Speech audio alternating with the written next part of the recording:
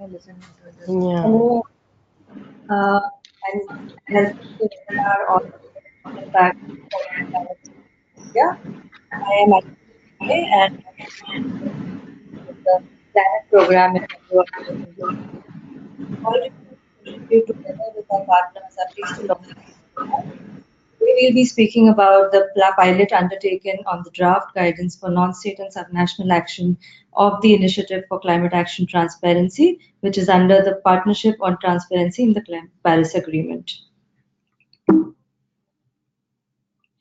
In today's webinar, first I will provide some basic instructions for participation, and we will then introduce our presenters and panelists. Following the introduction, we will hear from two presenters on the initiative and the pilot, and we will then hear from our expert panelists who will share their perspectives on the role of corporates in meeting and accelerating climate ambition.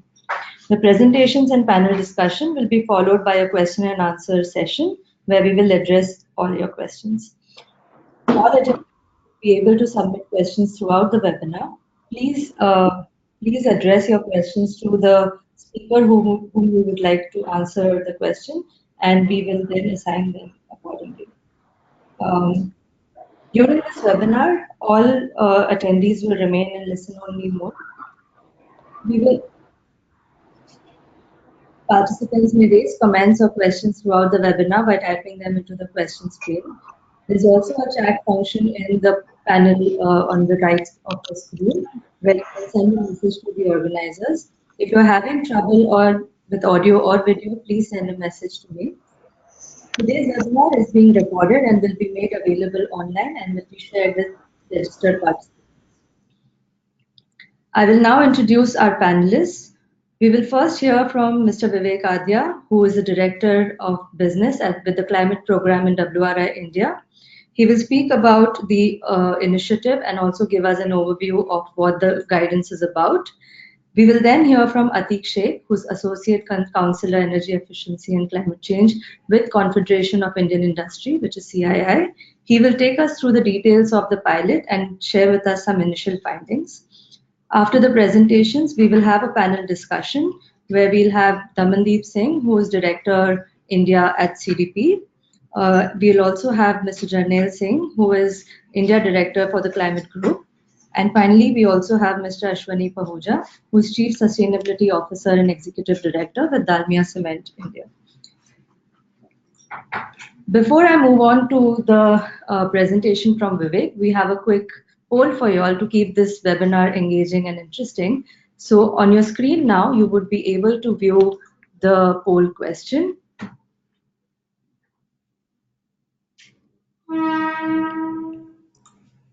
Please respond with the option that you most closely think about. So the question here, I'm going to read it out loud. Can non-state and subnational action play an important role in the Indian emission reduction story? The options are yes, it can play a big role. It may play a significant role. It can play only a small role, or it's not important at all. Please choose your option and press submit button to share your response.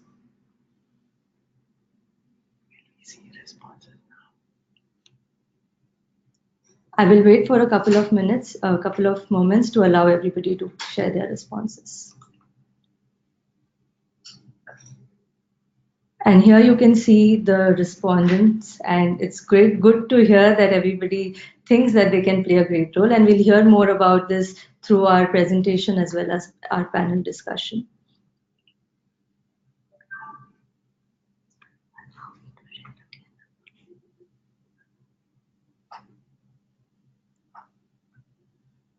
We will now continue with the presentation, and over to you, Vivek. Thanks. Thanks, Ashwini. And I think, the poll kind of says it all. It's sort of reconfirming, the sentiment that non-state actors would definitely play a key role. So basically what I would do is, provide some background on the initiative, about its objectives, how it came up, how we are sort of looking at building tools and methodologies for the common good, and how through that we are able to strengthen capacity for developing countries and other interested participants as well. Uh, so basically, we've been talking about transparency, improving or enhancing the overall sort of measurement and reporting framework since quite a while. But post the Paris Agreement, when the Initiative for Climate Action Transparency, or ICAT, was launched, it was more with this sort of focus, considering that many countries did lack tools and well-designed institutional arrangements to comply with some of the agreement modalities, and also to able to assess the impact of national policies and actions. So there are various sort of goals and commitments happening, and how do you sort of translate that into climate action? There was a need which we felt to have a common methodological framework on measuring, reporting, and verifying progress. So broadly, the ICAT and the subgroups of that, the TASCA, which WRI sort of manages, looks at, helping or building these tools and guidances in a collaborative manner.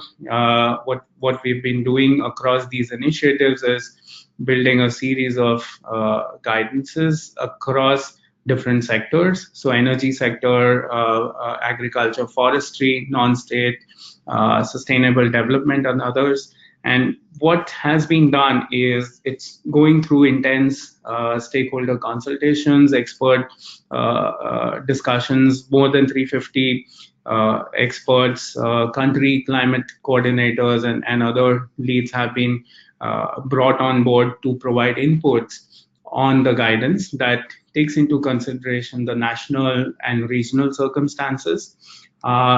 What we'll be looking at is, for this webinar, the non-state action, and how do you sort of look at, how the various sort of initiatives and voluntary leadership that's coming in from a host of businesses, cities, subnational regions, and other actors, how this can reflect, how this can be reflected into how nations sort of go back and report progress or showcase action. It's a multi-partner project, and we are very privileged to have CDP and the Climate Group on this webinar as well.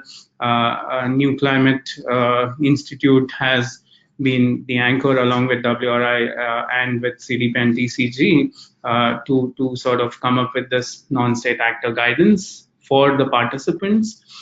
We have the download link that's available on the screens, and we'll share that as well for in case anyone's interested to review this in greater detail and also look at the application. What we sort of aim and bring think to do this is, all mitigation related impacts are covered under the guidance, framework, and the kind of inputs that have come in the guidance, and these either reflect directly or indirectly the emission reduction. So this would include all commitments, whether it's directly in terms of carbon neutrality, 100% renewable energy, improving forest cover efficiency, and so on. While primarily we are looking at the intended users more on the policy planning and impact assessment side, but a host of users might find it very useful, including some of the city coalitions or industry associations and the other stakeholders. On the India pilot, what we realized is we did a quick and dirty assessment in terms of what's happening on the non-state side in India. And we realized while states are building up their capacity and looking at reviewing the state climate action plans in the mitigation context, the private sector has been substantially leading on various initiatives, whether it's in terms of reporting to CDP, it's in terms of subscribing or committing to RE100, EE100, or EP100 initiatives of the climate group, or working on measuring and committing to emission reductions via the India GHG program and otherwise. So what we said is we'll try and build the pilot the non-state actor guidance in India, specifically pertaining to the private sector action in the country, and see how the impact of corporate action is translating in terms of national sort of emission trajectories and plans forward. So I'll stop here and I'll sort of let Ashwini and Atik take over from this to know more about some of the interim findings from the India pilot. Thank you, Vivek. I will now ask Atik to share the details on the India pilot project. If you have any questions for Atik, please ask your questions in the pane addressed to Atik Sheikh, and we will answer these questions at the end of the panel discussion. Over to you, Atik. Thank you, Ashwini ma'am and Vivek sir. Good afternoon, everyone. I hope I'm audible to everyone. And first of all, I would like to thank WRI and other project partners for giving Confederation of Indian Industries the opportunity to pilot this new guidance document which they have come up with. So what I will do is I will take you through what were the steps involved in undertaking this analysis, what initial results we are seeing, and maybe where we can use this guidance in future for various activities. So basically, to start with, the objective of the piloting this guidance document in India was to assess the GHG emission reduction impact from voluntary business commitments. Like many of the industry corporates, they are committing some GHG emission reduction targets. So how those GHG emission reduction, when we aggregate all those corporate action, to what extent it will help India to reduce their emissions, so that we are trying to assess. And one of the other thing what we try to do is, like, as this is a new guidance document, we try to apply it in different contexts and provide the feedback to improve certain aspects of the guidance document. Next slide, please. So the approach we started with was like we prepared some basic data collection template, which includes like scope 1, 2, 3 emissions, what type of targets they have taken, and then what are the initiatives, like in terms of actions they are taking to reduce their GHG emissions, like energy efficiency, forestry, or offsets. So those type of data we collected. Then once we had all this data, we tried to do some analysis in terms of what GHG reduction trends we are seeing. What are the targets they've committed till 2020, 2022, or what type of till what year they have taken the target, what type of targets, whether it is an intensity target, absolute target. And once we had this analysis ready, we started applying the guidance to see and to arrive at certain numbers on what this non-state action can contribute to. And then once we did this, we documented the learning and application of the guidance. And maybe through after this presentation, we will take you through some basic, like you can go through the rating system through the guidance document and see how it can be applied in different contexts. So next slide, please. So when we started the data collection, so we targeted around 50 companies. That is like, for example, Tata Motors, for example. So Tata Motors we collected, then Mahindra. So different type of companies we collected the data, and we collected GHG data for 3 years. That is 14, 15, 15, 16, and 16, 17. As many of the companies could not report 17, 18 data, so we thought this 3 years all companies data would be available with us. And when we did this analysis, we saw that around 95% of the companies had a GHG reduction targets. And one thing we took care during our analysis was like to take a heterogeneous sector. For example, if you see the sector groups which we are targeting, like for example, chemical 20% of the industry, services, pulp and paper, engineering. So we had a mix of both, like I would say a GHG intensive sector as well as a non-GHG intensive sectors also. And if you see on the graph on the right hand side, like all these 50 companies, they contributed to around 142 million tons of CO2. If you compare this with India's number of around 471 from industrial sector, so it is around 28% of India's industrial sector emissions, so which includes scope 1 and 2. But scope 2 is around 6.6 million, and major it is scope 1 emissions only. So just to note, this is only industrial related, I would say, emissions, not energy per se. Like for example, power generation is not included in this. So we are talking about good number of 142 million tons of CO2 where we are trying to assess it. Like it is a 28% of India emissions, and then we can see some impact also till 2030, how these numbers will look like. Next slide, please. So once we collected the data, we also saw what type of GHG reduction trends we are seeing. So if you see, these are the sector mix. You can see, like for example, engineering sector, they had a reduction of average reduction in 1 year was around 5.65%. That is a weighted average I'm talking about. Then maximum we could see which is coming was from airports and service sector. But if you see the energy intensive sector, for example, metal and chemical, they had a relative less, I would say, GHG reduction numbers. But still, these numbers are like 2.84%, though it is percentage wise is less. But if you see the absolute numbers, it can have a big impact in terms of India's emissions. So that is a good number we are talking about. So we did this analysis also, what could be the possible trend in future if they want to reduce the GHG emissions. Next slide, please. So once we did this, we also see as we are assessing how this emissions can contribute in reducing India's emissions by 2030. So we tried to understand what type of targets they have taken, what baseline year they have taken. So this is a baseline year distribution. We can see here many of the companies, they have taken like 2015 as their baseline number, and they want to reduce the GHG emissions compared from 2015 level. But most of the companies, like around 32%, which will be around 18 to 20 companies, they have taken year-on-year target, like they will reduce 3% or 5% of the GHG emissions every year. So we see mix of companies taking different type of targets here. And if you see the targets which companies have committed, like around 5% of the companies, they have not declared the target. They have said like, okay, we are committed to reduce the GHG emissions. But most of the companies, around 35 companies, they have taken the intensity target.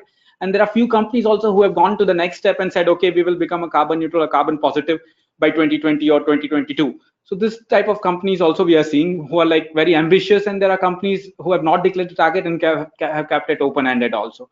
Also, through this guidance document, we are trying to assess what could be the GHG reduction in future. So we also saw what target the companies have committed. For example, target year. For example, most of the companies, they said, okay, the target year they have taken is like 2020. But there are few companies also who are also aligning their targets with global ambitions. Like 8% of the companies, they have taken 2030 target also. So we had a challenge also here, like if a company is taking 2020 target, so how we can take it till 2030. So that assumption also we have taken in our analysis. So maybe in subsequent slides, I will share that. Next slide, please. So what we did, like this is more detailed step, which we did, like for example, step 1, we collected the GHG emission data. Step 2, because we have to do projections till 2030. So we also understood from their very company's annual report, their sustainability report, what type of production growth, or I would say economic growth, they are targeting till 2030. So like we took two options here. Many of the companies, they have not declared their target for by 2030, what will be the revenue. So what we have done is, in that case, we have taken a projection based on sector growth. Suppose, for example, Ministry of Steel had declared that by 2030, India wants to produce 300 million tons of steel. So that is a big number. So we are taking that sort of target if the companies have not declared. So we are trying to keep our analysis as realistic as possible. Then the next step was like if there are various companies who have taken different baseline and target years also. So what we did, we normalized the target and baseline year to like harmonize all our analysis in one, I would say one scale. So that we did. Then once we had this, what we did, like we have projected the emission intensity and production numbers till 2030 based on the targets they have taken. And when we multiply this two, we will get the actual emissions. So that approach we have taken in our analysis. So if you see the triangle which we are showing is like we are taking company level data, then we are taking to the sector, and then industrial sector, and it goes to country. So that way we are trying to do our analysis. And collection of company wise data, we have already collected GHG emissions, target, projections they have taken, and then we have aggregated at the industrial level. Next slide. So these are the key assumptions as we are making our study till 2030. So there are various assumptions which were involved, like as I said, in production growth or revenue growth, we have taken companies' own projection in that we have taken. Then what type of targets they have taken, that is the sectoral growth projection, as I said, that we have taken.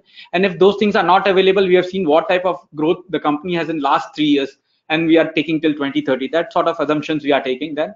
Then on the emission intensity, like for example, certain companies have taken target till 2020. So we are assuming from 2020 to 2030, they will be reducing at the same level or at the same rate their GHG reduction. So that is an example we are giving here. And emissions which we have considered for our study is only scope 1 and 2, because scope 3 is right now many of the companies are reporting, but the comprehensive way which they are reporting, we are not sure about it, because they don't declare what type of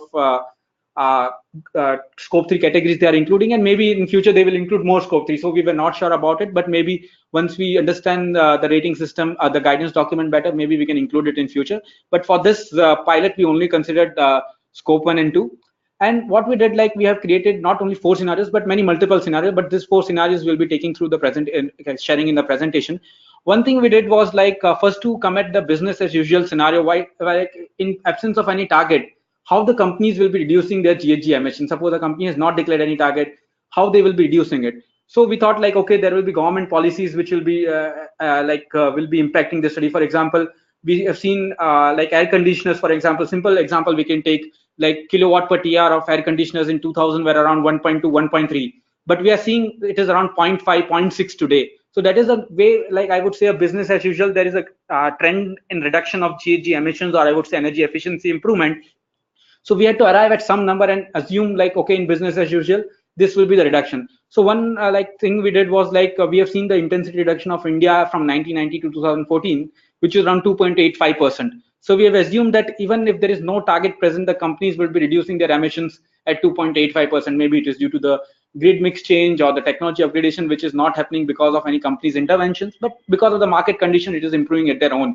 So that type of business as usual scenario we have taken. So there is assumption that, okay, in BAU, there will be some GHG reduction. But when we come to the next scenario, what we have seen is on the likely, possible, and not likely scenario.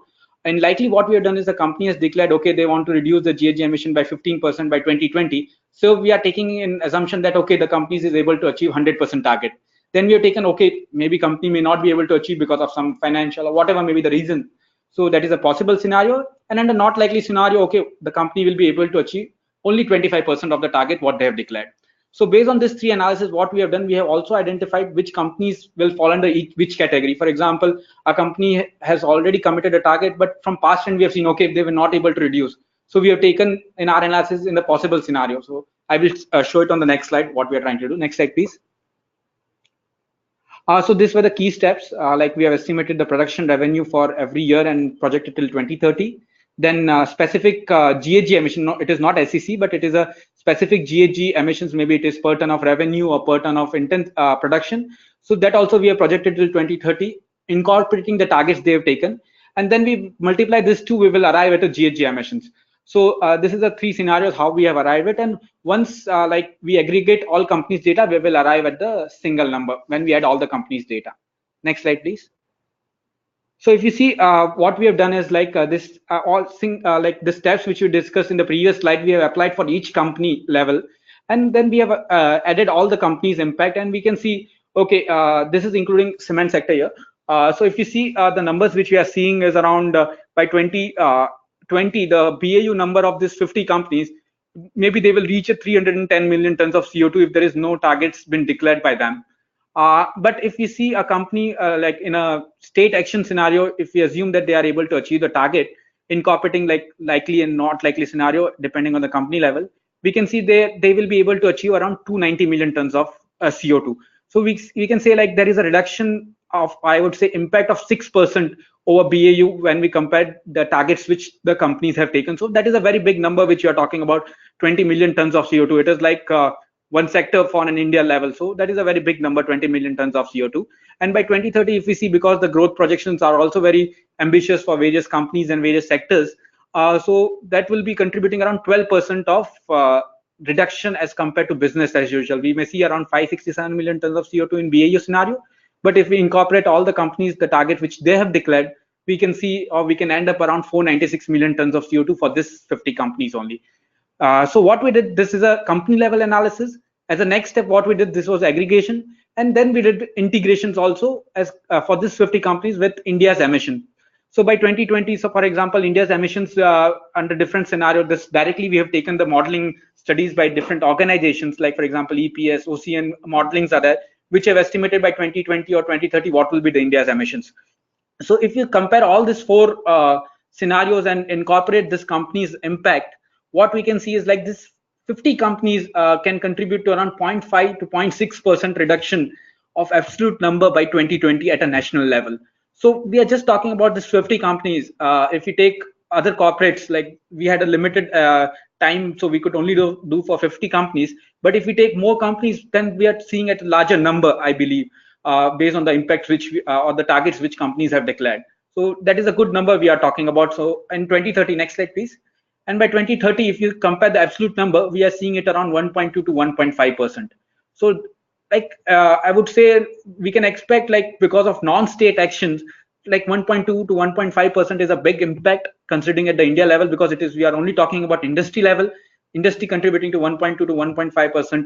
50 companies from industrial sector is a very big number, and coming from the business as usual scenario, or I would say the initiatives which government is taking, hopefully we will be able to achieve the target of INDC because of non-state action and state action combined together. So this is like a basic analysis I would say we did for applying this guidance principle.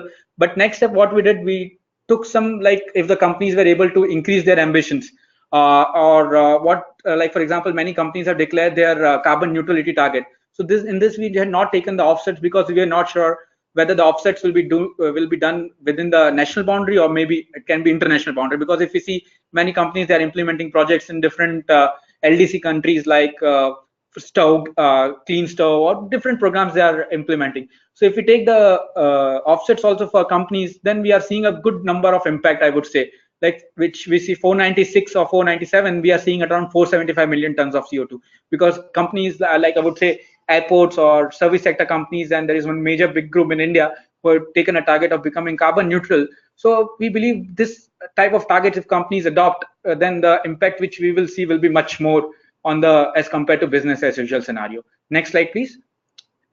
The other, what we did, like we have seen, okay, the companies have taken 5% or 10% target or year-on-year target. But what we also analyzed, like if the companies they increase their ambition by just 5%, how much impact it will be having. So we can see like it is around 465 million tons of CO2 of just increasing their ambitions by 5% of what target they have committed. And also if you see, also in case they have reduced the ambition, okay, the companies say, okay, we have taken very ambitious target till 2020, but by 2020 to 2030 we may not be able to reduce at the same rate. So the companies may reduce their ambition.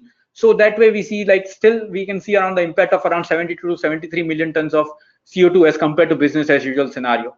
So we are fairly sure, like, whether the companies are, like, if they continue at the same pace of reduction of GHG emissions with hopefully the policies and the technologies upgradation which we are seeing.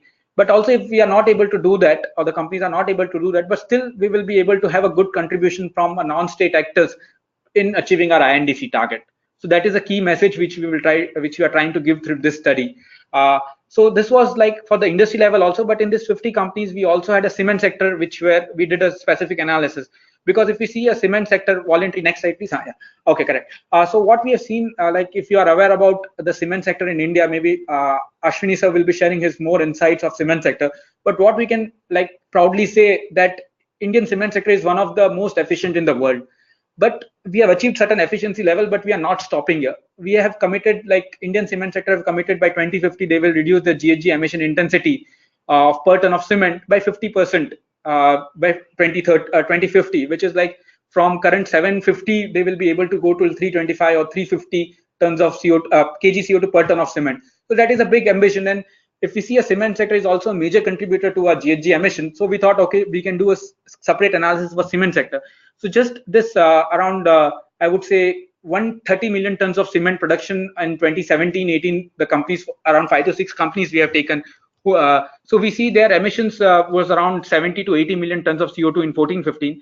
But if we take the targets they have committed over and above the PAT scheme, like in BAU, we have taken the impact reduction from a PAT scheme also. But many companies, they have gone beyond the PAT and they have committed target to reduce the GHG emission or to achieve the energy efficiency level. So if we just compare this two also, then we are seeing around 151 million tons of CO2 by cement sector alone in 2030 as compared to BAU, which is 178. So 27 million tons of CO2 coming from this 5 or 6 companies as a big impact for an INDC achievement. That is a so cement sector definitely we can go through this low carbon technology roadmap, which was released by IE and CSI in 2010, and that we have seen there is a good progress by all the cement companies who are committed to reduce the GHG emissions. Next slide, please. So what were the insights from the pilot? That actions and initiatives from the companies which we have analyzed could lead to 6% absolute reduction by 2020 related to the BAU scenario, and 12% over absolute reduction related to by 2030. And companies who are associated with sectoral initiatives like Cement Sustainability Initiative, World Steel Association, many of the international airports in country are part of airport carbon accreditation. So these companies who are part of this voluntary or sectoral initiatives are driving the GHG emission reduction at a much ambitious level than the other companies who are not part of this sectoral initiatives. And large share of the reduction, as I said, will be coming from the energy intensive sector because they are definitely GHG intensive. So like it's not only energy related emissions, but for example, iron and steel, aluminum, pulp and paper, they have a high amount of process emissions also. So we are seeing a good amount of technology change also in these companies who are taking a different process to reduce their process emissions also. So this large share is driven by energy intensive industries, I would say, based on our analysis. Next slide, please. And what we can do is like the challenges like what we faced when we were doing the analysis was like, if we see the companies of this 50 companies, we had a challenge like there are a variety of targets the companies have taken. Some have taken RE target, some have taken energy efficiency target, some have different baseline and target here. So how to harmonize and bring it to the same level or at the same scale, that was one of the challenge we faced.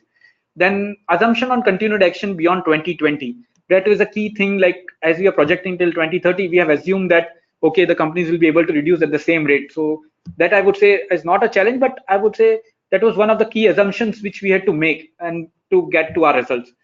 And other thing, what we were like, for example, for PAD scheme, we were able to directly convert energy efficiency to CO2 emissions.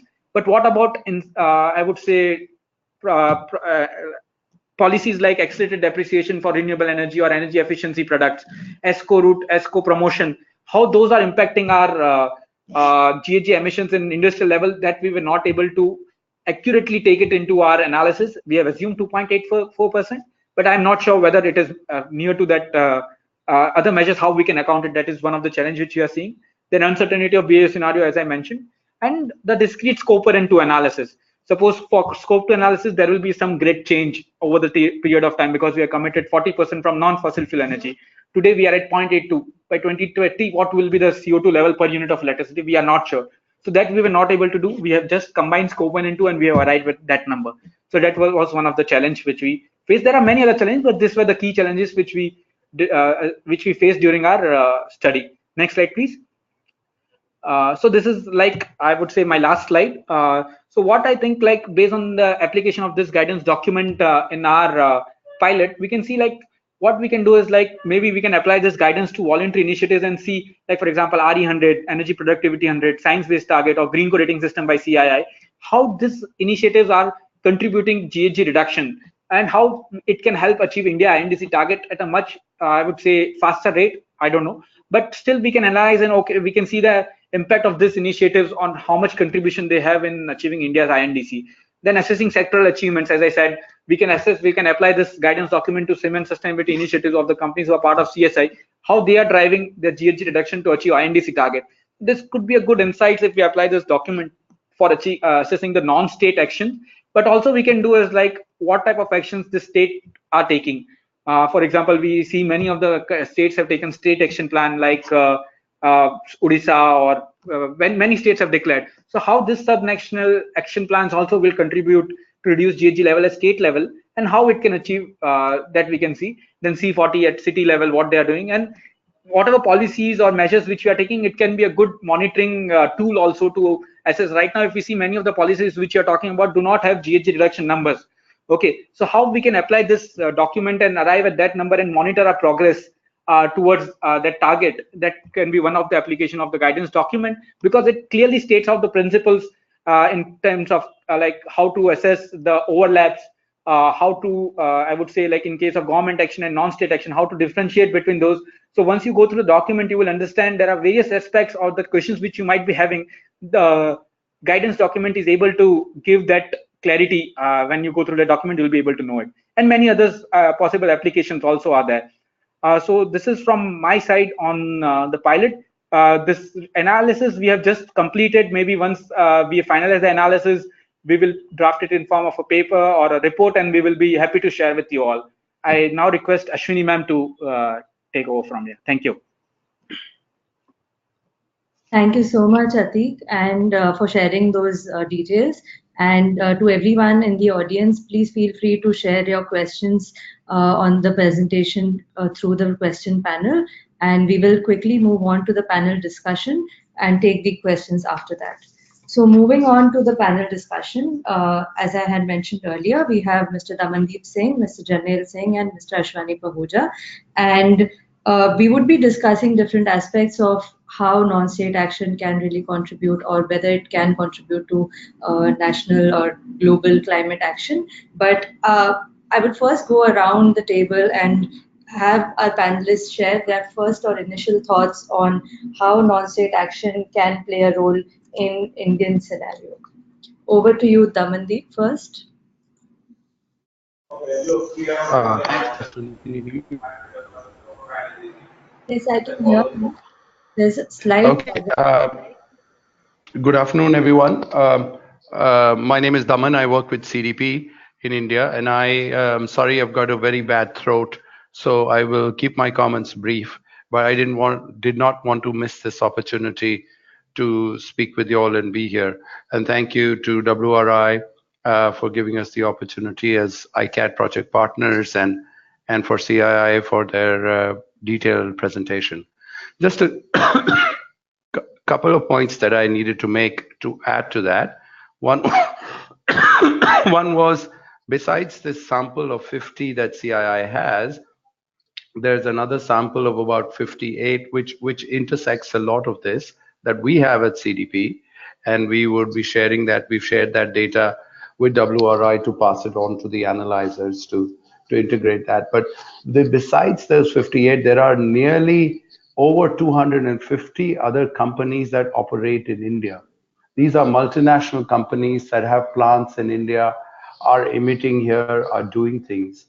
And by our estimation, which has also been published in an NCI report at the GCAS summit, these 350 companies that have operations in India have made a total of over 900 climate commitments.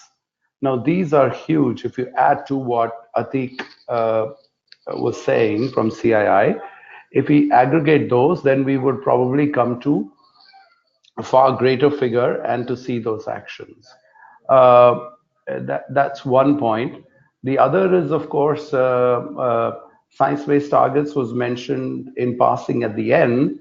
What I'd like to point out is that now in India, there are 25 companies that have taken science-based targets commitments.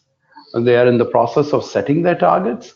This actually means on an aggregate, and that's what we were working with companies, anything from a 25 to 40% reduction in their emissions by 2050. So that would also, I think, somewhere we need to find a way of aggregating that. And since WRI is one of the major partners in the Science Based Targets Initiative, I think that needs to be accounted for and worked with those and so on.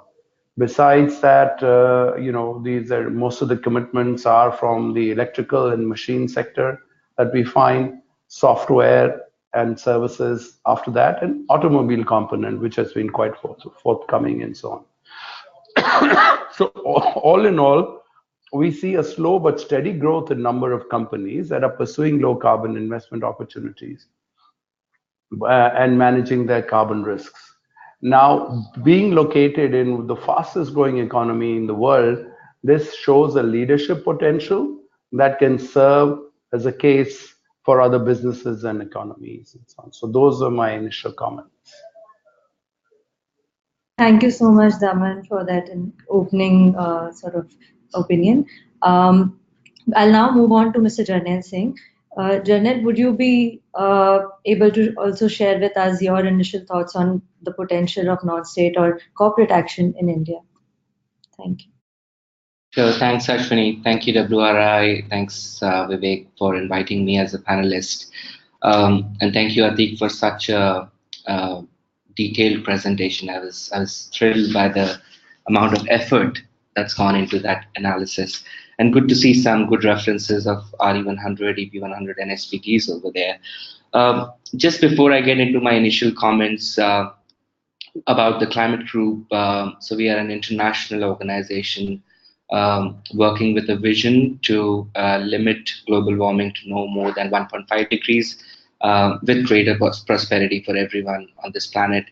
And our mission is to accelerate climate action, so looking at speed and scale of climate action in all geographies that we work in. So we work with two group of stakeholders: businesses, larger businesses, corporate houses, and governments. Because this discussion is about corporations, I'll focus on that. But just as a passing, I want to say that we also work with global governments, about 222 of them from across the world, to ask them to commit to limit their carbon emissions. So I would really want to see under two coalition against C40 and other commitments that you mentioned, because these are governments which have committed to limit their carbon emissions to under 2 tons per capita by 2050. From India, we have Telangana, Chhattisgarh, who have committed, and we have West Bengal, which has endorsed and is moving towards commitment now. So with that background, let me come to the comments on corporate action in India. We've seen an increasing trend of corporations coming forth on the leadership side to commit to one of the three programs that we run, which are three pillars of our energy transitions work in India, which look at renewable electricity, which we run in partnership with CDP, called RE100, where companies commit to go 100% renewable in their electricity consumption. And the second bit is on energy productivity, which is how they consume electricity and energy as a resource. And the corporations have committed to go to double their energy productivity from a baseline year by 2030. And I'm glad to share that we have cement companies showing a lot of leadership on that front. We have Dalmia Cement, and I'm really looking forward to listening Ashwani. So Dalmia Cement, Ultratech Cement have been members of our corporate campaigns, EB100, as well as Dalmia is a member of RE100 too. So very ambitious on that front. We recently published the RE100 annual report, and we've seen an increasing trend in Indian companies sourcing renewables from 21% in 2016 to 32% in 2017, and CDP has been a partner in getting this data across to us. So there has been a trend, increasing trend in showing leadership. And in addition, we also run the EB100 program, which is on mobility, electric mobility. It started with a big bang on 11th of April with the State Bank of India and Wipro committing to go 100% electric in terms of their corporate fleets, or installing charging stations. And we had another addition by BSES joining up. So we see sectoral engagement as a future for EV as well in India, with financial institutions, utilities, as well as IT services organizations joining us over there. And when it comes to progress in terms of achieving these commitments, we have again seen really good progress with EP, energy productivity, and I heard Anirban Ghosh from Mahindra on our EP100 workshop last month in Mumbai, wherein he mentioned that Mahindra and Mahindra, one of the verticals within Mahindra and Mahindra, has reached 99% of productivity improvements against a timeline of 2030. So they are about 12 years ahead of time. So I would really like to see those kind of scenarios also built in, wherein companies achieve something much ahead of time, given the disruptions in the industry, and achieving much more and freeing up that space for the overall carbon emissions at the country level. So maybe I'll limit my initial comments to that. Happy to answer any questions later. Thank you, Janelle. And moving on finally to Mr. Ahuja. We would love to hear your thoughts as a business leader on what you think is the role that businesses can play in India's climate action. So over to you, sir. Thank you, Ashwini. Good afternoon, everyone. I'm really glad to be a participant in this important webinar as a panelist. It has been a very important discussion which has been going through. I would like to share our story of how we are partnering this initiative of climate action. Dalmia Cement started this journey of climate action about 5 to 7 years ago when we revised our vision of becoming a leader in building materials that will evoke pride in all our stakeholders through customer centricity, innovation, sustainability, and our values. And this vision has promoted our leaders to take a lead in the global low carbon transition. Our main aim has been that low carbon strategies will protect our businesses from future climate risks. And we have been able to visualize the future and some of our actions which we have been able to take, which has made us number one in terms of climate action. Recently ranked number one by CDP in the global cement sector on business readiness to low carbon transition. The key factors that have been responsible for our low carbon strategy include in a large scale utilization of industrial wastes as raw materials as well as alternative fuels to replace fossil fuels. Then improving thermal as well as electrical energy efficiencies, increasing the use of waste origin fuels, electricity generation from waste heat recovery as well as from renewable energy sources, and development of newer products which have high waste component like composite cements, which have a better lower carbon footprint and better durability. So, in a nutshell, the various initiatives that has helped our group in achieving the lowest carbon footprint in the world include the change of the mindset as a result of the leadership which was provided by the group leaders, focus on resource efficiency as well as on energy conservation, manufacture of responsible products, that is green products which are having very low carbon footprint, and successful marketing of these green products, a stage-wise implementation of our low carbon technology roadmap, generation of green power through renewable energy as well as wind power, and taking actions on improving our water footprint. We have already become 2.5 times water positive in the last 3 years. Our carbon footprint as compared to global average of around 900 kg of carbon dioxide per ton of cement, our group average is 526 kg per ton of cement, and some of our eastern operations have as low as 342 kg per ton of cement. So that means on an average, our group is already 40% lower in terms of carbon footprint as compared to the global average. As a result of which our profitability as well as our sustainability has improved over the years. So that proves our philosophy that clean and green company has a profitable future as well as a sustainable future. The number of initiatives that also we have taken include that we have been the first company to join the RE as well as EP 100 initiatives to commit to 100% renewable electricity by 2030, and also the first Indian headquartered cement group to commit to science-based targets, which we are in the process of bringing out.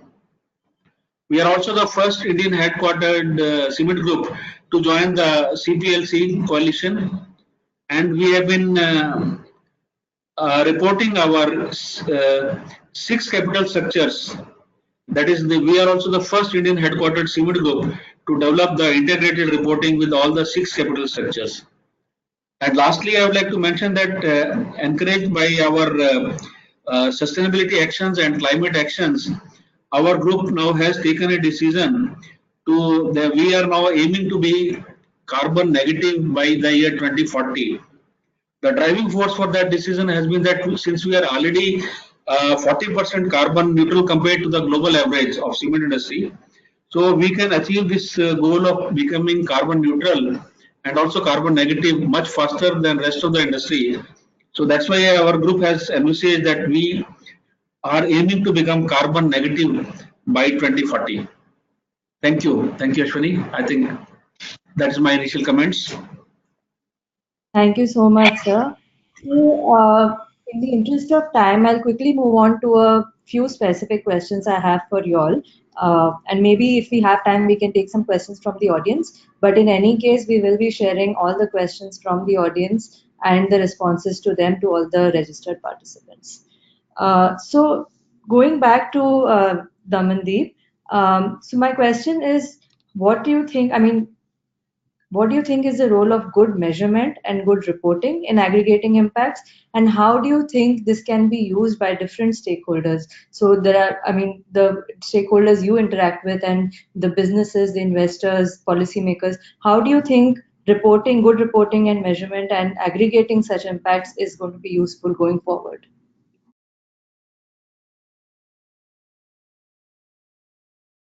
Thanks, Ashwini. Yeah, so good reporting. I mean, the CDP scoring and CDP questionnaire is based on the greenhouse gas protocol. So we follow in climate change with the greenhouse gas protocol, and water with the Water Stewardship Council, and so on, established world leader frameworks and standards to follow a questionnaire. So that gives us a base to add to that.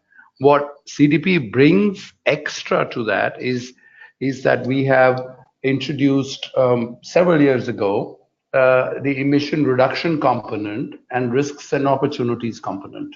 So, and not just that, a year on year monitoring of that. So when a company reports, then following a year, it has to report back on what it's done against its emission reduction target and explain if it's met it or not met it and how. That enables us to capture the best scenario, what's being done, and so on. And now with the other elements and other programs like RE100 with the climate group, science-based targets with WRI, UNGC, and WWF, it pushes companies further to take more action and to report and work in more granular manner. We are now reorienting our questionnaire again on sectoral models, so developing separate models for each of the sectors which are more relevant to those, as well as integrating the requirements of the task force on climate related financial disclosure, which has been just adopted at the G20 summit last year, wherein that gives us a framework to report climate risks to capture that. Does that answer your question? Thank you so much. Jernal, moving on to you, and since you mentioned you're working a lot more at the state level and working with states in India as well as governments internationally, my question to you relates more to how do you think an aggregation like this could be useful to policymakers in today's day and also going forward? Great, thanks, Ashwini. Going back to these two strands, so if we see these two as different stakeholders, the national government as well as the subnational governments. So on the non-state actor side, I would also club subnational governments with corporations, because at the end of the day, the actions need to happen at the local city or state level or regional level, while the national government creates that favorable policy environment for those actions to take place. And I think these are two very mutually dependent and mutually reinforcing things, wherein when a non-state actor acts on the ground, for instance, if a company delivers on their commitment and they are able to measure how much carbon emissions it's been able to reduce from the overall pool, then it gives the national government further confidence and a push to ratchet up its ambition at the global level. So I think while actors on the ground end up achieving more for their own benefit as well as for the country's benefit, it allows the national governments to ratchet up their ambition at the central level. So it's a very mutually reinforcing thing. And I will also want to mention that our work with subnational governments has kind of endorsed the work with private sector, wherein we've seen these two collaborating with each other to make a much long-lasting impact. For instance, IKEA is an RE100 and EV100 member, and Telangana is an under 2 member. So IKEA and Telangana have a pact wherein they've opened their first store in Hyderabad, wherein Telangana government is helping them to source as much renewable energy as possible in their first store, as well as helping them to do pilots with respect to electric mobility. So I think that collaboration is very evident, and we see that going a long way in terms of setting some examples and giving the national government more confidence in stepping up on ambition. Thank you so much, Janil. And finally, to Mr. Pahuja. Sir, as we saw in the presentation from Atik, and as we all know, the cement sector in India is one of the most efficient in the world. And what I want to ask you is, why do you think the cement sector is different, and what do you think is driving that? And finally, do you think an analysis like this on an aggregation of impacts, which lets you see what impact the sector is having, do you think something like that would be helpful for the sector itself in planning the pathways that you can sort of take on as a sector? Yeah, thank you, Ashwini. The cement sector is considered to be the hard to abate sector because apart from the energy required, that is thermal energy as well as electrical energy, it also has a component of process emissions. And while today's energy solutions are, it is possible that we can switch over to 100% renewable energy, and also possibly through heat electrification and also through biomass switch over from fossil fuels to either heat electrification or biomass, wherein we can solve the problem of carbon utilization both for fuel as well as for power. But the process emissions that is emitted from the limestone because of the calcination of the limestone, these are very hard to abate, and for that the solution is either you have to go in for carbon capture and storage, or carbon capture and utilization, or alternatively going in for offset mechanisms.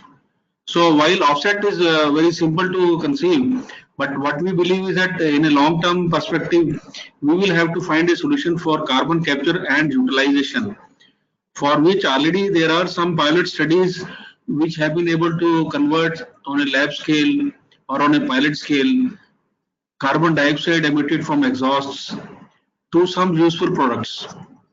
So that will be our line of action. Otherwise, as a backup measure, even offsetting of the process emissions also is one of the solutions.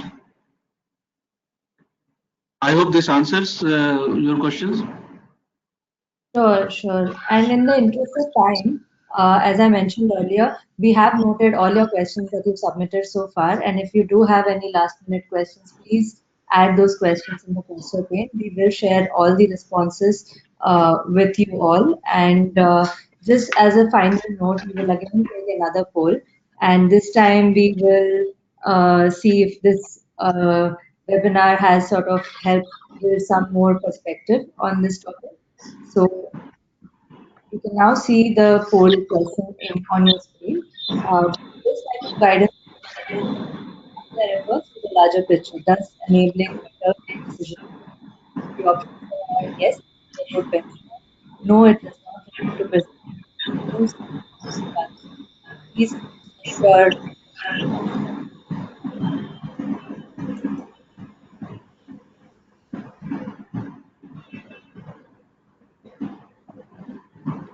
just stop a few more moments to allow everyone to answer.